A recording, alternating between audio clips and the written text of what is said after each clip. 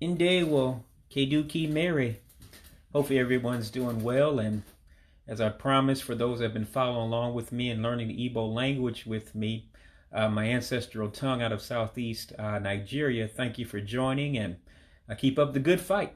We're learning together and struggling together, but hopefully it will be conversational as time goes by. So thank you for joining me via YouTube or Facebook Live, however you're accessing this broadcast right now.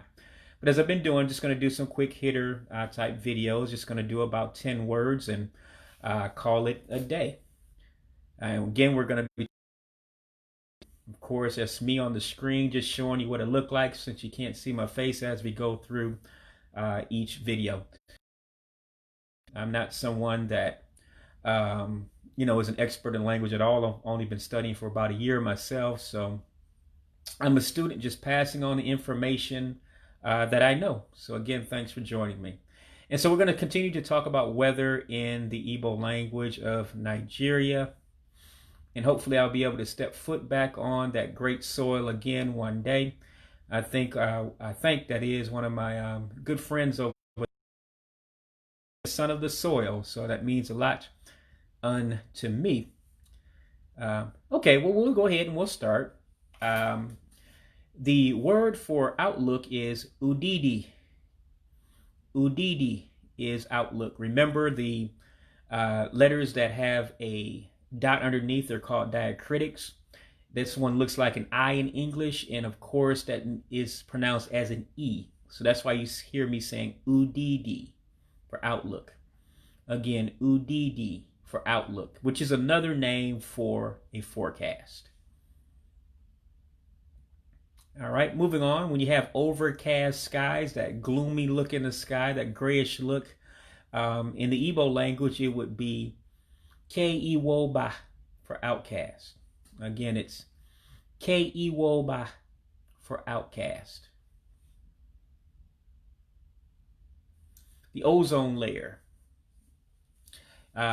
which is very important nowadays, especially with global warming and the changing of climates now. You want to preserve that ozone layer. So ozone is almost like it sounds in English, in the Igbo language. It's Ozone-Nue for ozone. So again, Ozone-Nue, ozone. Okay, to say that it's a partly cloudy day, you would have three words that says that. It would be Nwere, obere, urukpu for partly cloudy. And when I have the literal translation, I'll give it to you because it helps me remember it as well. So the first word, Nwere, I should say, means having. Obere means little, and urukpu means cloud. So it's basically saying having a small number of clouds, which would translate to English being the partly cloudy words that we use. So again, it's Nwere, obere, urukpu, partly cloudy.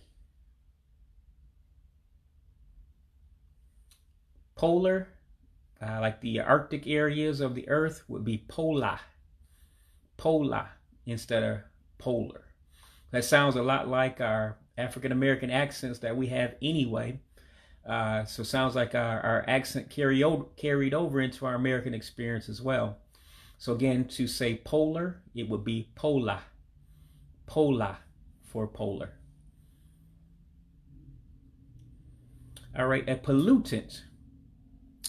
Something that pollutes, in other words, is from two different words. It would be mmeto for pollutant. And it comes from two words, ihe, which means something, in other words, something that exists. And you're describing with the next word what that is that you're talking about. So again, Igbo is a lot like Spanish, in other words, that you have the subject and then you have the description after that. Instead of, like in English, you have the description, then the subject. So it's the opposite of probably what you're used to if English is your first tongue. So pollutant would be, again, ihe mmeto, which is pollutant. Now remember the O-looking character with the dot underneath. Again, that's a diacritic, and it's like aw. It's pronounced like aw, like auto. So it's ihe mmeto, pollutant. Okay, precipitation Precipitation means anything that falls from the sky. So you're going to be talking about rain, snow, hail, and so on. So precipitation would be Au-Dea-Dah. Au-Dea-Dah for precipitation. Pressure, like the weather forecaster talks about the different types of pressure systems that you come into that affects what type of weather is coming. So just the general word for pressure is Au-Kwoe-Kwah. Au-Kwoe-Kwah for pressure. Again, Au-Kwoe-Kwah, pressure. Last two, radar, because we know that the weather services uses radar to detect what's coming. So you would say Reida for radar. Reida for radar. Okay, the last one, and we'll end our quick hitter lesson today on Igbo, is for radiation. It's radieshonụ. So it sounds a lot like radiation. Radieshonụ is radiation. All right, thank you for joining me, and God bless, and I bid you farewell with Keiwụba, which means goodbye. May God continue to bless each and every one of you. Talk to you later if the Lord wills. Bye-bye.